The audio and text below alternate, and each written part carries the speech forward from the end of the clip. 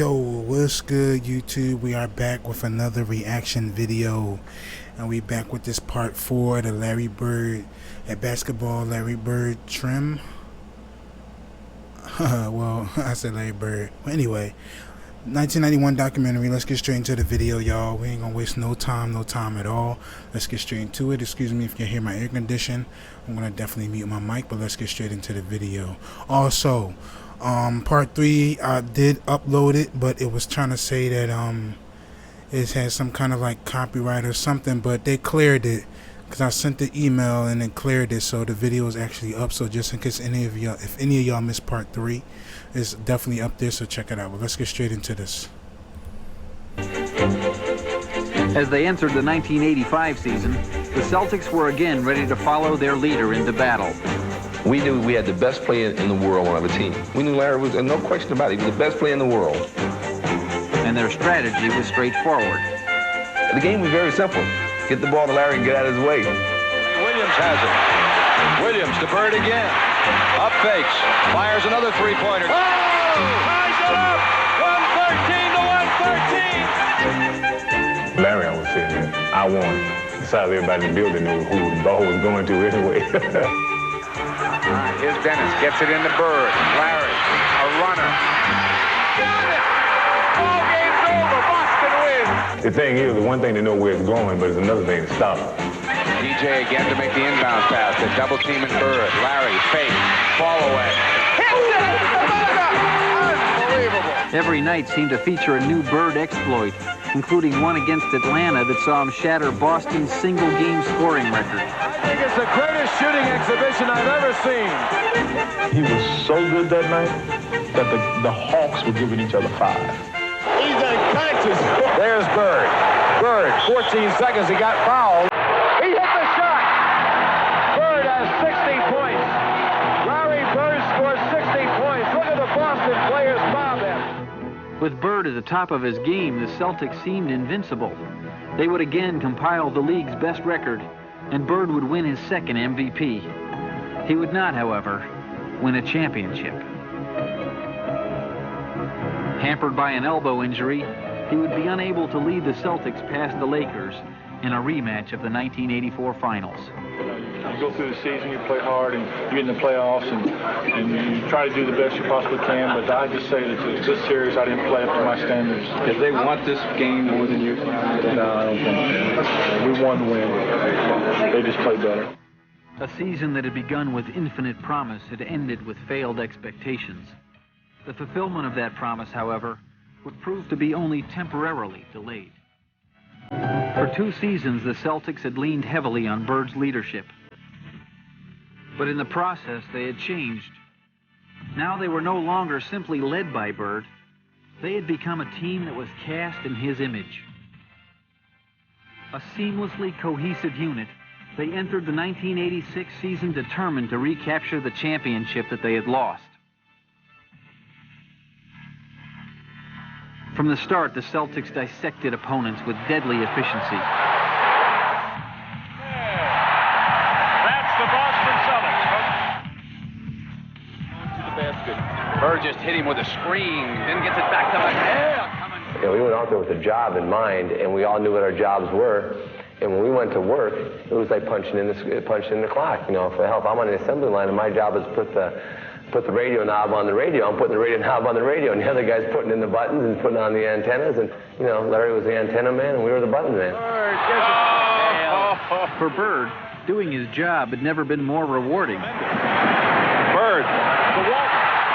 With the addition of Bill Walton, who had been acquired through an off-season trade, Boston's arsenal was stocked, and Bird utilized it to devastating effect. By Walton on the cutting Larry Bird. I think what made that team so special was its ability to play any kind of style. You know, we could play the setup game, we could play the fast break game. We had great defense, great rebounding, and then if nothing was working, hey, we could always just give it to Larry, and he'd step back and shoot a 3. As the Celtics dominated the league, it became clear that this season would not only be about a drive for a championship, but also about a journey into history. They would lose only one game in the Boston Garden all year, setting an NBA record for home court mastery.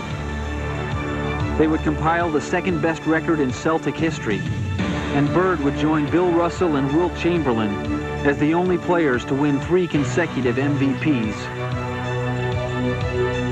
The playoffs would be a mere formality, as the Celtics dropped only 1 game on their way to the finals. And even the championship series itself would be less a contest than a coronation. Bird carries out the game plan, and the Rockets want to know what hit him. Houston would quickly become a footnote as Boston captured its 2nd title in 3 years and took its place as one of the greatest teams in NBA history.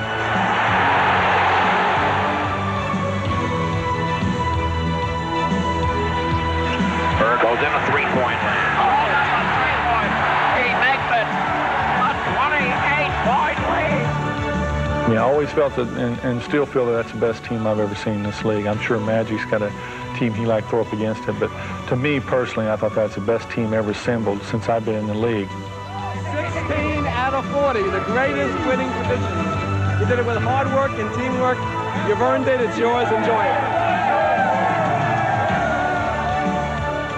Having helped raise his 3rd championship banner in Boston Garden, Bird had also carved his place in history. And I have been very blessed having coached some of the greatest that ever played the game. But if I had to start a team today, the greatest player and the one guy I would take would be Larry Bird.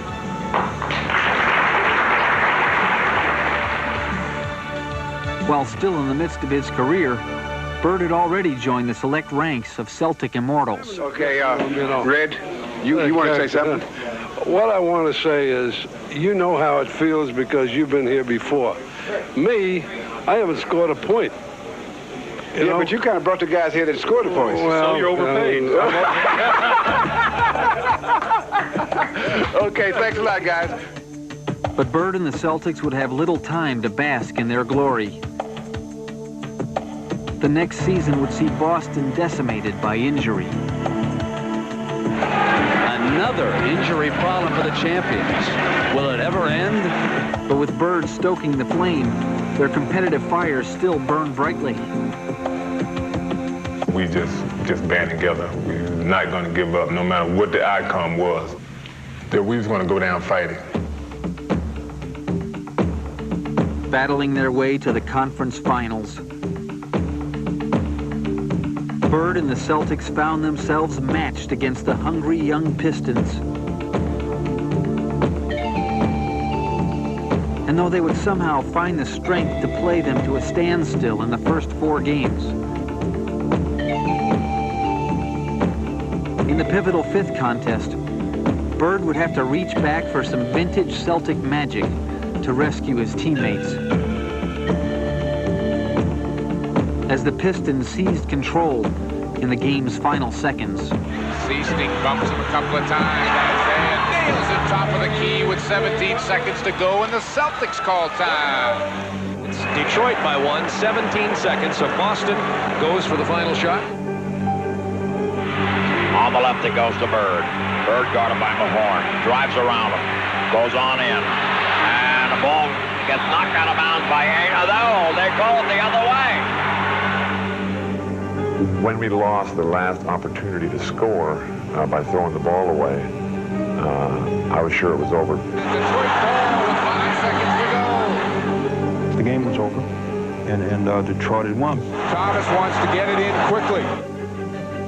Please, somebody come up with, this ball. And now there's a steal by Bird. Underneath the DJ, lays it in. Right at 1 second left. What a play by Bird. Bird stole the inbounding pass. Laid it up to DJ. DJ laid it up and in. And Boston has a 1-point lead with 1 second left. Oh my, this place is going crazy.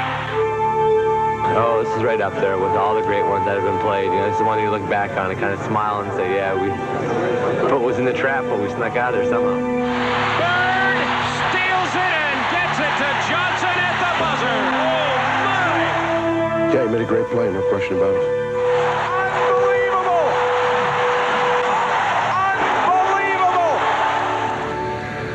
they forgot about Larry Bird, that's all. Bird had dealt the Pistons what would prove to be a fatal blow. And as the Celtics faced the Lakers in the finals, he would again struggle valiantly to lift his battered team. But while Boston would extend LA to 6 bitterly fought games, even Bird's magic would not be quite enough. 5 seconds to go.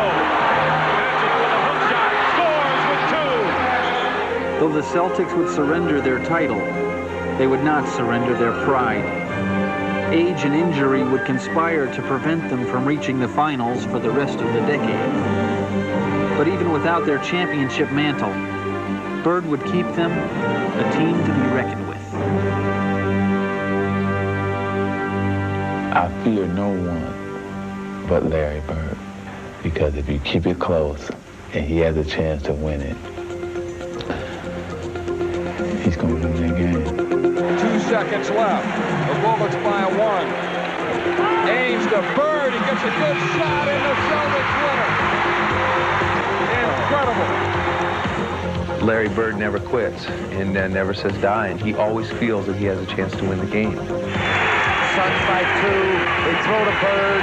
Here comes Bird. Puts it up. Counts the bucket. We're tied at 104. And Bird will go to the line for his 51st point. Well, it's 2 points difference, and they're down 2. Bird will come up with a 3-pointer. When you keep waiting for it, you're waiting for it with bated breath. 2-point Maverick lead. Bird's the man they want to have it. Yes, indeed. Bird for 3. Yes! Larry Bird for 3 with 4 seconds to go. Celtics lead it by 1. What can you say about Larry Bird? Imagine the arrogance, though. The wonderful arrogance of a man who needs 2 to tie or 3 to win, has the time to do either one, and says, let's roll the dice. He wants every advantage, whether it be a technical advantage, a physical advantage, but more importantly, a psychological advantage. I get a charge when I tell somebody on the opposing team that I'm going to hit the last second shot and then do it. That's what it's all about. Tie game, 13 seconds to play. Celtics basketball. During the timeout, I'm going through a play, and about that time, Larry steps in and says, Coach, why don't you just give me the ball and tell everybody to get out of the way? That's Larry. If he wants the ball, he wants the ball. After the timeout, we walked back on the court, and then Xavier was guarding him. So he tells Xavier, he says, I'm getting the ball. And I said, I know, I'm going to be waiting. And he said, I'm going to get it right here. I'm going to shoot it right in your face. 10 seconds. 5, and Bird has the basketball. Look out. Larry Bird, just phenomenal the way that and he came out and went right about that exact spot and shot a shot right in my face. And, you know, he was like, I didn't mean to leave 2 seconds on the clock. He wanted to shoot it with 0 seconds on the clock. I walked back to the sideline like, damn. During the 1988 season, Bird had seemingly found every conceivable way to engineer victory. But perhaps it was in the conference semifinals in which he would be at his most resourceful. Facing elimination against the Hawks in Game 6, he would not only help stave off defeat, but would also launch the boldest of psychological assaults. Well, they had their chance.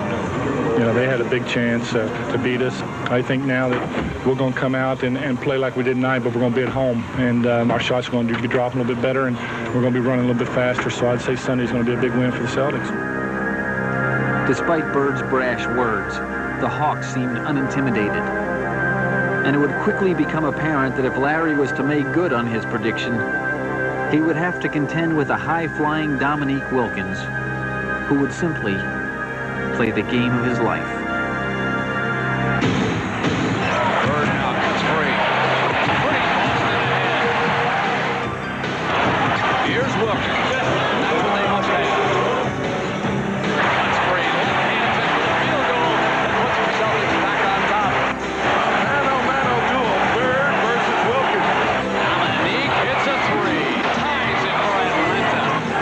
With Bird again putting Boston ahead. It's a duel. Put down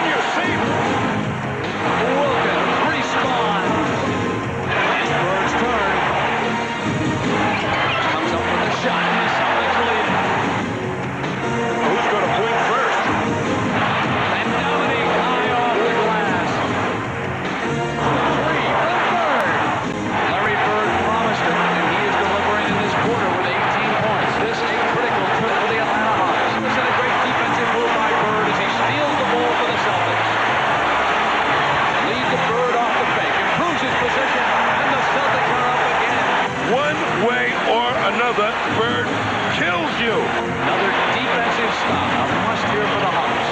Johnson gets it into Bird, and Wilkins is there. Bird comes free. Bird for the win. You are watching what greatness is all about. All right, y'all, we're going to wrap it up for this part 4. Part 5, we definitely going to finish it out. And matter of fact, you know what? No, let's finish it. It's almost done. I didn't know. Let's get back in.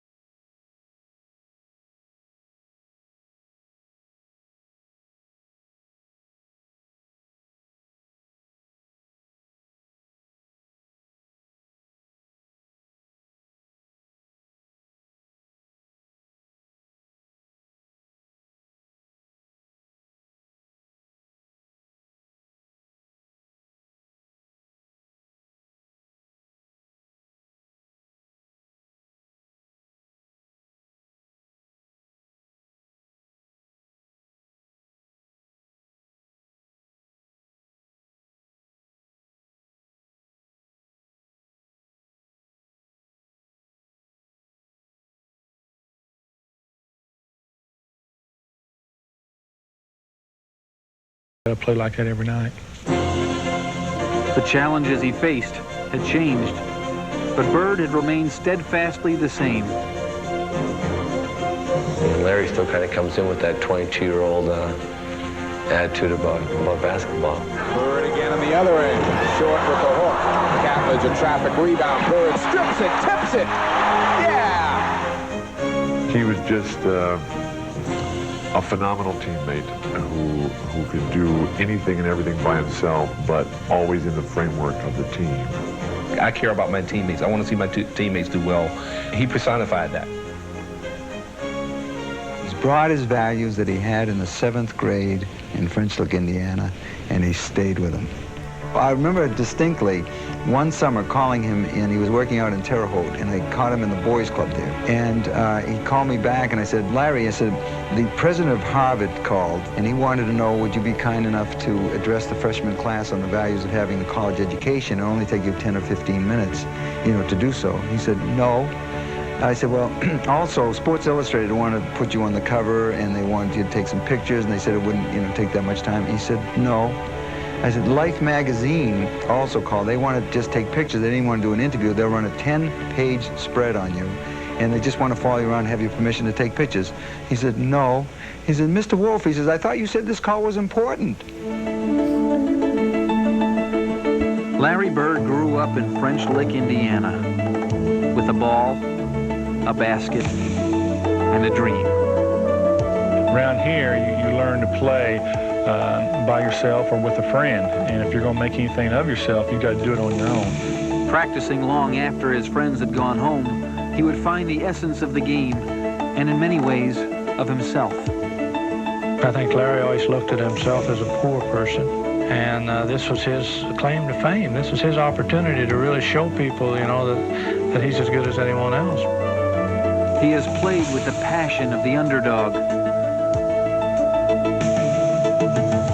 the purity of tradition,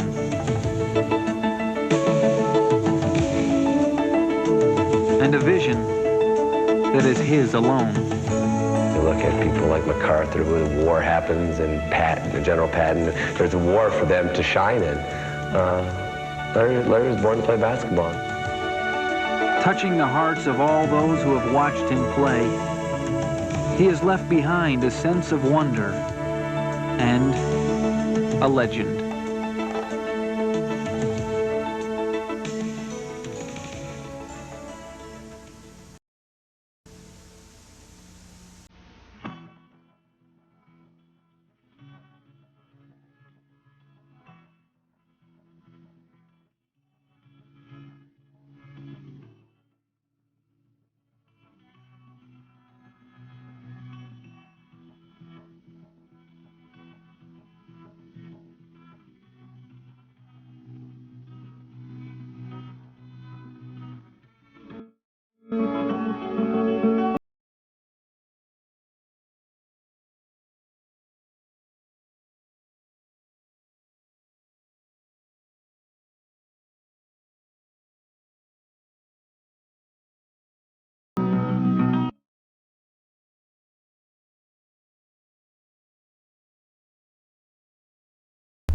Shout out to Boston Sports Geek, y'all. I had my mic muted. I didn't even realize that for a second.